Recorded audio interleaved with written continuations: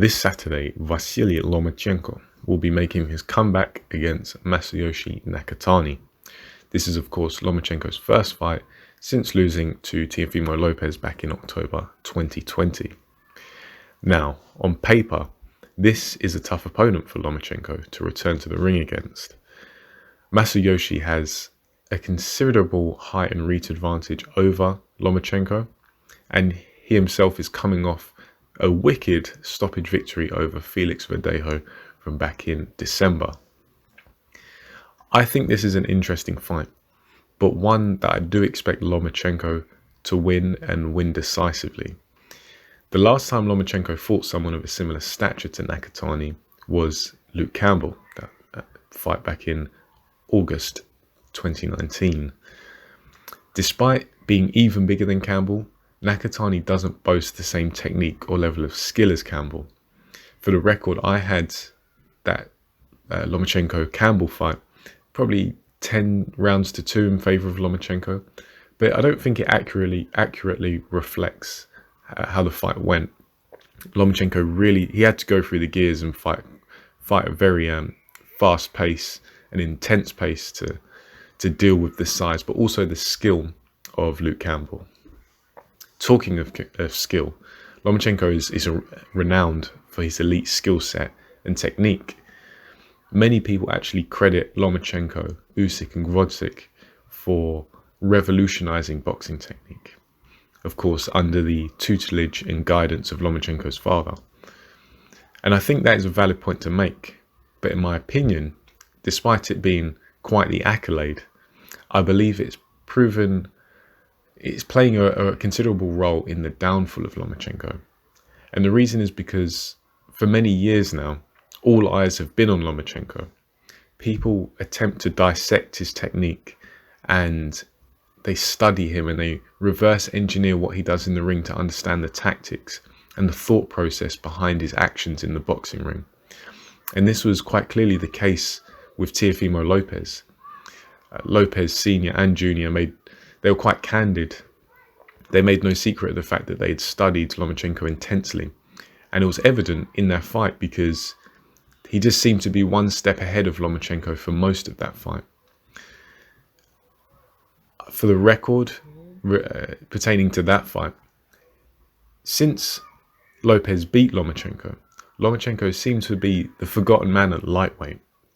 There's talk of Devin Haney, Ryan Garcia, Teofimo Lopez, Tank Davis kind of bouncing in and out of the weight.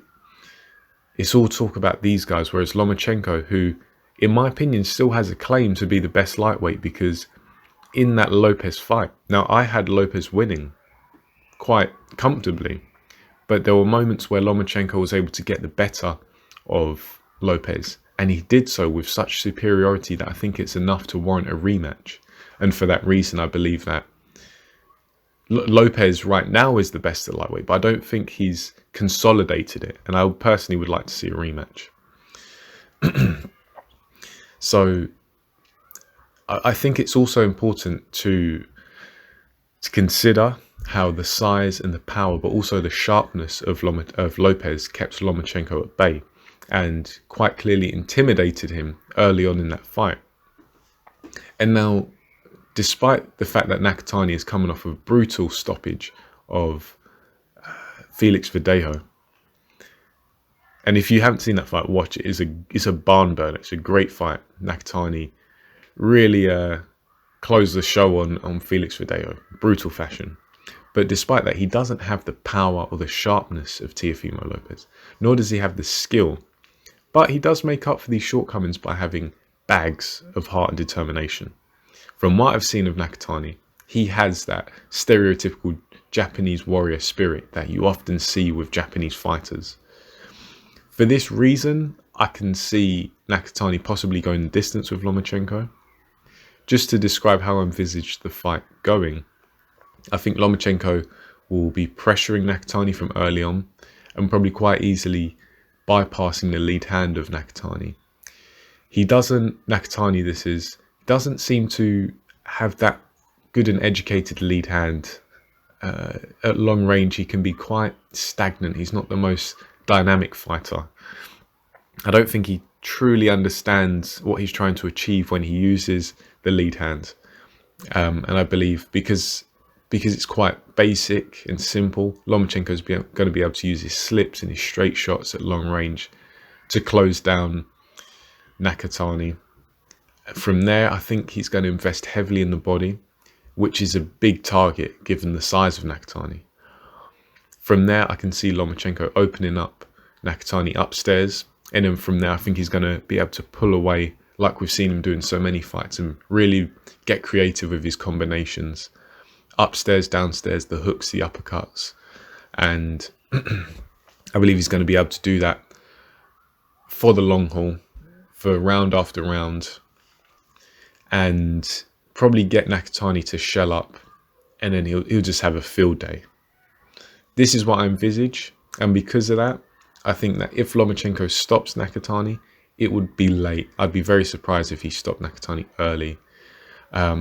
So I could see it coming in the form of Nakatani's corner throwing in the towel, probably around round 10, having to save Nakatani from himself because he does seem like a genuine brave and tough man. So I'm willing to go with that prediction. But in my opinion, we are starting to see Lomachenko decline. Not drastically, but noticeably. Lomachenko has had 2 major shoulder surgeries in 3 years, and I believe it's indicative of Lomachenko's body being worn down, seeing as he has been at the elite level as an amateur and a professional for so many years now. It's going to take its toll on his body. And not that any injury is optimal, but it'll prove to be even more of a hindrance, seeing as he's fighting guys at lightweight who have such a considerable size advantage over him. So, an interesting fight. I'm looking forward to this one. I'm looking to see how both guys perform. And of course, Lomachenko is going to want to make a statement and do a job on Nakatani because, of course, Nakatani fought Teofimo Lopez. That will be a mutual opponent. And many people in the boxing public believe that there should be a rematch between Teofimo Lopez, Lomachenko, and myself being one of them. But this is going to be Lomachenko's opportunity to earn that rematch and really set the stage for it and pressure Lopez to have to take that rematch. So, interesting fight, interesting to see it. This is my take on the fight. If you want to discuss it, let me know what you think in the comment section. Like or dislike this video. That's it's your choice. And of course, thank you for listening, and I'll catch you on the next video.